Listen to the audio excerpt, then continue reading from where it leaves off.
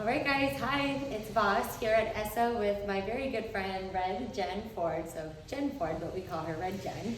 And I'm super excited. I have been kind of looking up to the way you do things for a long time. So for my very first class at Core Power Yoga, heated C2, RedJen was like the very first teacher that I was like, oh my gosh, did she see me in class? Did she see I'm trying really hard?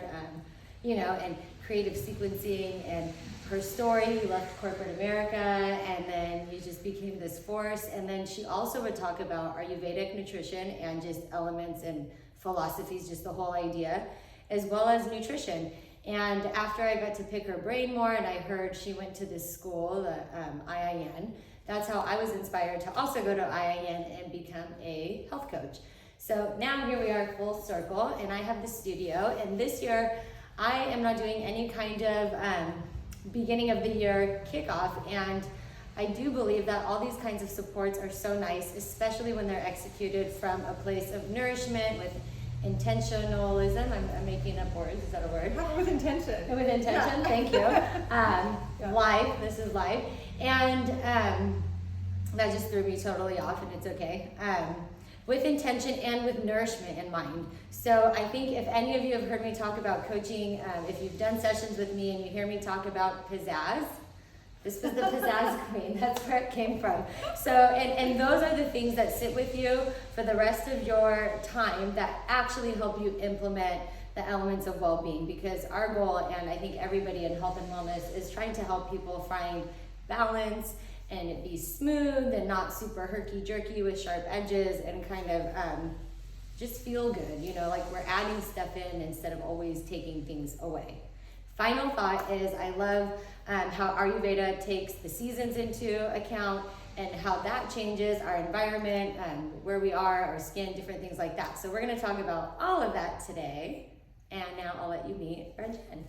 Voss, thanks so much for that great introduction. It was so awesome. We talked the other day when you shared that story with me about your first really moving C2. It just really warmed my heart. And to know that you then went on your own journey through Institute of Integrative Nutrition, and you're a coach in your own right. It's beautiful. I'm now doing my master's in nutrition science and policy because as coaching, all the coaching I've been doing since 2008, I realized how much our food system is really a big part of the problem. Yes. I'm teaching people to navigate what to buy in the grocery store, what's actually healthy, even if the package on the front label might say it is. There's so much misinformation out there. So, 100%. Well, yeah. And I also too realized over the years that a lot of people don't really know how to feed themselves. We've been raised to be consumers, just to go out and buy and purchase and eat. And what I'm trying to do with my programs now is to get people to be creators. To learn to create your own food. And as you mentioned, pizzazz, I've taught for years the 3 Ps, right? Start with produce, ideally local, seasonal, organic when possible. Add in your protein because that helps to stabilize your blood sugar and your metabolism, maintain your muscles that you might be building in Pilates or yoga or elsewhere. And then pizzazz, because you need good fats, you need herbs, you need spices. It has to taste good, right? If I'm having you do lettuce and tuna or steamed broccoli and fish like that, or beans and rice without any flavor, and that doesn't taste good, and that won't be sustainable. We need the pizzazz. That's all those marinade kind of dressing things that I make are inspired from that. So I like to have just things in the house, in the fridge, that are just herbs and spices that you can put on any plain dish, and then it's not plain. Well, and part of too what we're doing, we're adding all those herbs and spices and vinegars and vinegars are fermented foods. But adding all of those small ingredients is helping increase the diversity of what we're eating and what we're putting in our gut. Yes. So the greater range of plant foods that we're eating, then the greater range of the good bug. Yes. Gut bugs. Whatever it's called, the microbiome. And so when your microbiome is really diverse, then your metabolism works better, even your brain functions better. So when I'm working with folks in these, like this upcoming winter wellness cleanse or 21-day detox, is what I use for shorthand, it's really teaching people how to nourish themselves better, how to use the foods that are in season, and increase the variety of what you're eating, to recognize what we see in the grocery store all the time isn't really what's optimal. For example, my mother-in-law at Christmas was like, can you get strawberries? I can't find them here. And I'm like, she's in Sedona, Arizona, and I'm like, strawberries aren't in season here Spider or heart. there, right? I Like know. try tangerine segments would be great. So, but learning to increase that diversity of plant foods so that we can improve the health of our gut. Because what Ayurveda has been teaching us for thousands of years now is that our gut health is really the foundation of our overall health and well-being. And especially in the winter season when we're looking at, what do we have, a triple threat of viruses right now, right? So 80% of your immune function really rests in your digestive tract. So if you're increasing the variety of foods that you're eating and healing your gut by sometimes eliminating the foods that are causing problems, like oftentimes wheat or dairy or even soy, learning to figure out what those foods are so you can heal your gut, increase the variety of the good bugs in your, I got it right that time, the good bugs in your gut. That helps with your overall well-being. And then the thing is, like, what's happening on the inside reflects what's happening on the outside. So if your gut is healthy, your skin looks better, your skin is healthier, your eyes are clearer, your energy's better, right? It really all starts with that.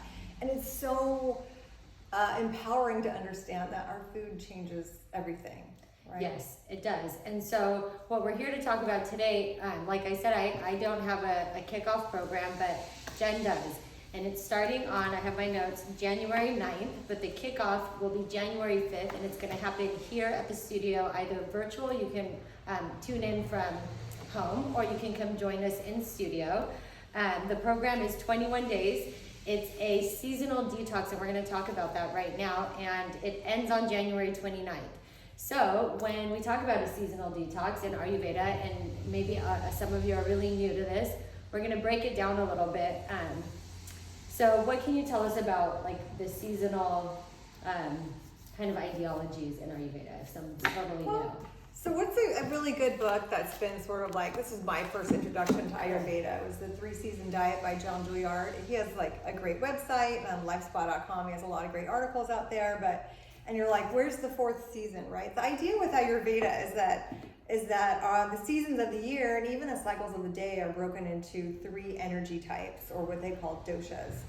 And so we just had the winter solstice, we're officially in the winter season. And the idea is that nature gives us everything that we need to balance what's happening on the inside, right? When we choose the plants growing on the outside, that helps balance our ecosystem on the inside. And so for an example, I brought an orange, right? So what is the good vitamins that we know about an orange? C, A. Right, vitamin C, especially in our citrus, right? And then what do we associate with that in terms of wellness? Our skin and immunity, right? Right, immunity, right? Yeah. So vitamin C helps fight viruses, and it's cold and flu season, right? Yeah. So the other thing that we have in season right now, and that would started coming in the fall, but we still have harvested for the winter, are all the heavy root vegetables and heavy like squashes and pumpkins. And now that we're talking about this, I'm getting all hot. I know. Da-da-da. Actually, just got some golden beets. Yeah, so having root vegetables, your beets, your carrots, onions, but pumpkins and squash, all those things are really grounding. And this time of year, we have a lot more vata energy. That's the constitution of the dosha that we're working with, which is cold and dry. So we want foods that cold and dryness is like wind and it's like motion. So a lot of folks are prone to having like a really busy mind this time of year, maybe a little bit of anxiety, maybe having a hard time sleeping. And so by eating foods that grow heavy on the earth or below the earth, that helps to draw that energy downward so you can be a little more grounded, a little more calm, and sleep a little bit better. And so when you add in all the busyness of the holidays and all of that, like there's been a whole lot of chaos going on, right? So we want those grounding foods. So that's what's so interesting when you like really focus on seasonal produce, how nature gives us the energy that we need when we're eating in season, which means when we're eating what's available locally. And that's really the foundation of the detox of like, it's not just what you can't have. I really try to focus on, like you said, nourishment, right? How do you nourish yourself for the season? Which means getting good rest, doing a little breath work, making time to maybe take a hot bath or get out in nature. So it's, eating is a huge thing to healing, right? But it's also self-care, right? Right, and I was just going to ask you a little bit about that. So when it comes to like our environment, what would be some ideas. I know you kind of talked about the wind and the air and that philosophy of it, but what would be like some things that people don't pay attention to maybe in your environment that could be stimulating outside of food? Like, is there exercise or different activities that kind of are ways to help from a lifestyle stance balance out? Yeah, there's a couple things. So from a movement perspective, like this time of year is really great to get in the heat, right? Because we're in the cold part of the year. So coming to your infrared sauna would be awesome. Yeah. In terms of movement, this is also a great time of year to do maybe a little bit slower paced yoga or do more strength building, because the foods we're eating this time of year tend to be heavier. So it's a good time to focus on how do you improve your strength, right? Build your muscles. Because the Vata constitution, part of this philosophy or this theory of wellness is that we all have our own internal constitutions, right? So I'd say, boss, you're probably like a Vata Pitta. Yeah, like split like almost 50 with just a sliver of coffee. Yeah. So that Vata constitution tends to be dry your skin, dry, cracky joints, and longer limbs, sort of like less musculature. So the Vata time of year or the Vata constitution does really well with building strength and with being in the heat. So. And I can relate to all the things you were saying this season too, this transition. I was having more hard time sleeping, settling myself at the end of the night, even though we had so much night to settle into. So like Thank you, winter. Yeah, and I always love things that I've pulled from Ayurvedic practices. Is definitely in the winter I like doing lots of oils on my skin. I definitely always dry brush and do things like that too, but just trying to think of myself, because I can get so dry, how can I balance that out? What kinds of foods and other practices can I do to balance that out? Well, that's another element too about sort of the inside out and the outside in. We want to lubricate our skin for sure, and I'm talking about oils, not lotions, because there's a lot of chemicals in the lotions. Yes. So my rule of thumb is put on your body, your whole body, only what you would put in your mouth. Yep. Right. Yeah. I get it with our face and mascara and whatever. It's really hard to get edible, facial care products, but do our best. So when you put on your body, like sesame oil, almond oil, jojoba oil. I don't know if I need jojoba oil, but grapeseed oil. Like all the olive oil, like the old Italian man used to. So what do they do in Greece? They probably use olive oil. They probably have at some point put just straight up olive oil. Yes, that is for sure. My I always talk about the remedy. My yaya used to request breast milk for infections in the ear. Oh, wow. So there's always natural remedies that the villagers full of probiotics, right? Totally. It makes sense. Makes sense, right? Yeah. I know. Please donate your breast milk to ear infections. Yeah. I know. So it is putting the oil on your body, but also too the winter time, and a part of this detox will be, as a part of that pizzazz, adding more oils to your diet or more fats. Yes. So more, everybody loves avocado here, right? Yeah, just any ways we can incorporate lots of healthy fats. The olive oil, the coconut oil, pumpkin seed oil, flaxseed oil, all those different ones. And one of the things I teach as a part of the detox is I give you a lot of recipes to help you create your food. Is how to make your own salad dressings. Like that's probably so important. That's like one of the biggest things that I don't purchase really anymore is the salad dressing. Yeah. I think it's so easy to make those. My favorite go-to is just simple olive oil, apple cider vinegar, and salt and pepper. That's awesome. It's a crowd pleaser every time. Yeah, it's so good, and then you can always pizzazz it up with other flavors. Mm-hmm. So another thing that I love about your program when we were talking about it is that it's rooted in positive psychology. So even though it's for you to get well, there's still a community aspect and there's a lot of positive reinforcement, and I'll let you share about that too. Yeah, so I for years I led these programs in person. We all had to come to a place and figure out when to meet over a 3-week period. Now I have this really cool tool most of the content gets delivered through an app. So it's to share the content, like what are the lessons, what's organic, what's in season, how do you make your own broth, things like that. But it's also too, it's the application itself is rooted in positive psychology. So you know how we share things on social media, but so often we're comparing ourselves to people that aren't really even in the same experience that we're having. Reverse your positive effects. Yeah. So we have our own community where we're cheering each other on and sharing. We start with a gratitude practice. There's inspiration that comes out each day, time for you to reflect and journal. And part of it is private, you can keep your own journal, but a lot of it is public meaning that within the group of cleansers, the challengers as I call them, detox challengers, And so we get to cheer each other on. We get to see like Voss is going to share that she made that awesome pizzazz and she she put it on and it tasted really Makes great. such a And then difference. someone else is going to try it. It really makes a difference, guys, to participate. So when you do sign up for things, I think a lot of times we sign up with our foot out the door. And the biggest thing I learned the hard way always is to put both feet in. So if there's a platform, if somebody as awesome as Jen is offering a detox, a program, anything, and there's a platform that you can communicate and message and do it. Do it. These are the things that help us. We know because we've been doing this for a really long time and we understand what it takes to be successful. And that isn't always just the information, right? Information is a big part of it, but support.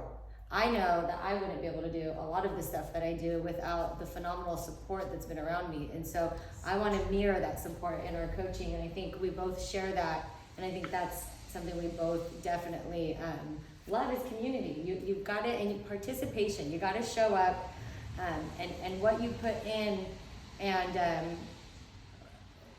how you take advantage of in a good way of the course. I feel like we associate that negatively too. But take advantage. Like Jen's gonna give you some really great information. The price is great. It's $300 for 21 days. I mean, great price, great value. And if you continue watching, you might have a special treat at the end of this video on how to get a little discount on that program. So, well, thanks for mentioning that. Yeah. But the community part is so important. One of my coaches years ago said something like, information without interaction equals isolation. I love it. That's great. So signing up for a program and just getting it, or like reading a book, or getting a 5-day cleanse plan where you just get the information. A lot of times they're like, oh, I'll start later. But having the accountability, but also the support, that's where kind of the positive psychology goes in. And a lot of research has shown that as a group, we achieve much more together than we do in isolation.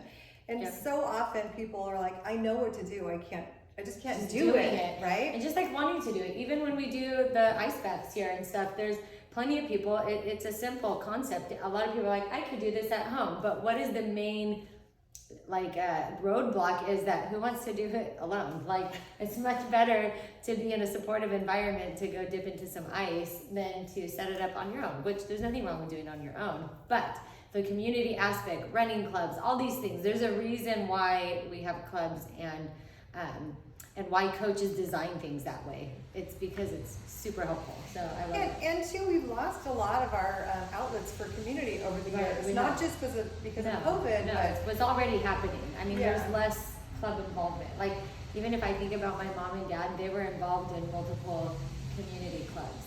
Mm-hmm. I am not in too many clubs. Maybe we need to start a club. Right, exactly. But like, honestly, there's so many. There is a lack in that, and I love it. I think community is like the number one. So we get to meet on Tuesday nights, so we have that continuity throughout. And that's a great time to ask questions, but also to share what's working for you. Like you were just talking about your salad dressing that you love. Like, what do you put that on? Right now, like what kind of things are you putting it on? And then that inspires other people. So that's really a cool thing. And then sometimes too, I bring in new content. I might talk about what's really the difference between hunger and appetite. Mm-hmm.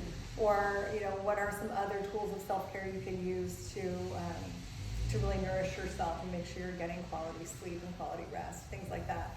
So that's what's really awesome about it. So you get daily content that comes in through the app. We have weekly opportunities to connect. And then we have, like you mentioned, the kickstart at the beginning. So this starts on Monday, January 9th, which can be hard. You're like, what am I doing? It starts on a Monday.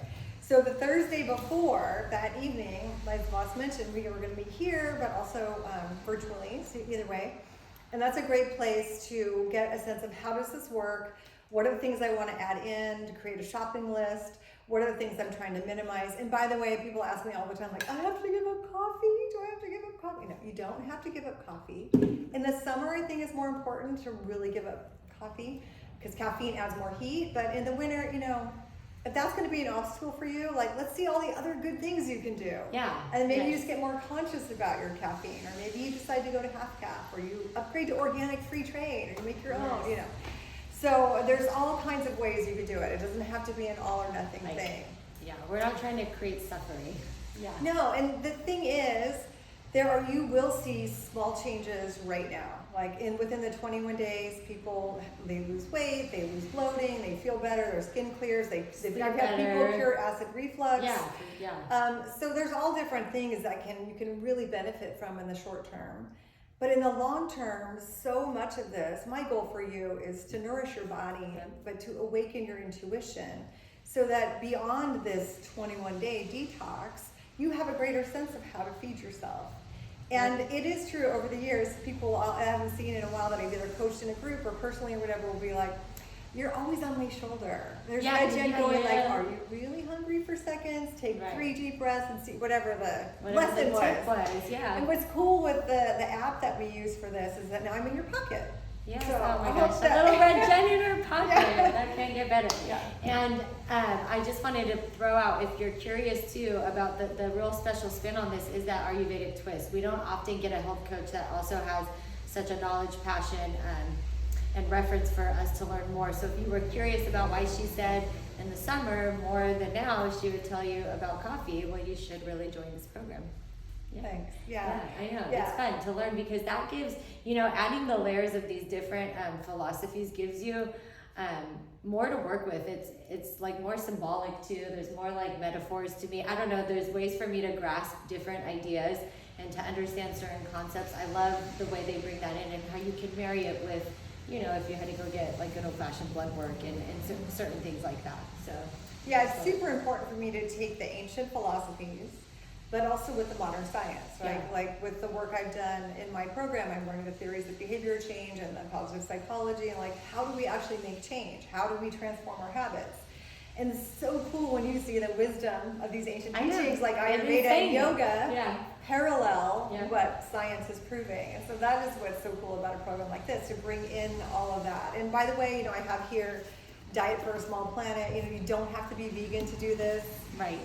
It's plant-based, but for you to be just conscious about where the animal products are coming from. And I teach you about that, is how to make better choices around that. So it's really meeting you where you're at and then helping you kind of evolve your eating so that you'll have some big impact now, but lasting change. Yeah, because ultimately you can kind of just keep on sailing into the sunset with the ideas that you're going to learn, the recipes, everything. It's not the kind of thing where it's like, some crazy detox sort of a thing. It's really teaching you to adapt to the season, to be more intentional, to nourish your body, to kind of pay attention to all those things around you and work to find balance in a supportive group. I mean, it's great. Well done. I just like tied it up in a little bow for you guys. So again, we're gonna stop now, but if you have any questions about anything we've talked about, feel free to drop a comment on this video down in the comment section. Jen or I will see it. Be sure to DM RedJen, follow her on Instagram at RedJen Ford. I'll tag and all of that good stuff too. If you would like to DM her about a discount code. So if you watch this whole video, thanks for watching. You can get 25% off if you DM me. We'll do that. We'll give you a little bonus. And if you're on the fence still and you're not sure, you can join us on January 5th for what I call the Kickstart, right? It's our little, just to lay out the program, how it works, what kind of things that you get to eat. You can join us for that and then decide if you want to jump in and then do the kickoff on Monday. There we go, Kickstart to the kickoff. It's like a ready, set, go thing. Yeah, I like it. On your marks, get set. So anyways, I hope you guys have a fabulous weekend and Happy New Year. Happy New Year. I know, it's almost the New Year. We hope you'll join us in a healthier, happier New Year, right? So we all feel good together. Wishing you guys all the best health. Thanks for tuning in.